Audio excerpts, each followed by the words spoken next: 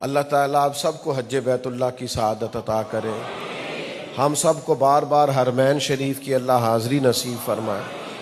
صفا مروہ کے درمیان عمرے والا زائر حاجی دوڑتا ہے، اس کو کہتے ہیں سعی کرنا، صفا اور مروہ کے درمیان۔ اس سعی کی اصل میں بنیاد کیا ہے اور یہ کس کی یادگار ہے؟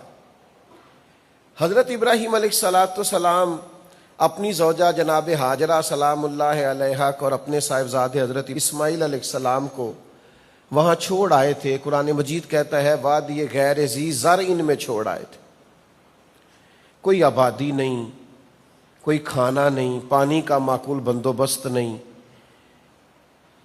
اب ایک تو یہ تھا کہ جس طرح آج کل ہمارا رواج ہوتا ہے کہ جناب ہاجرہ معاذ اللہ بیٹھ جاتی اور حالات کا شکوہ کرنے لگ جاتی اور کہنے لگ جاتی کہ دیکھو میرے شوہر نے معاذ اللہ توجہ نہیں کی، غور نہیں کیا، مجھے کہاں چھوڑ گئے۔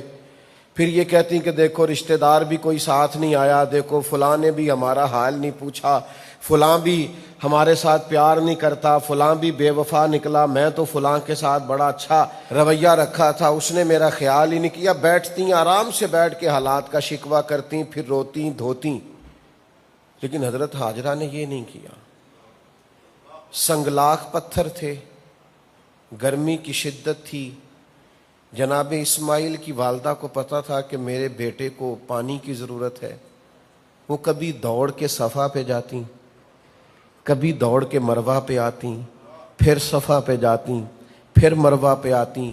7 چکر لگائے انہوں نے، محنت کی نا، جدوجہد کی نا، دوڑ تو لگائی نا۔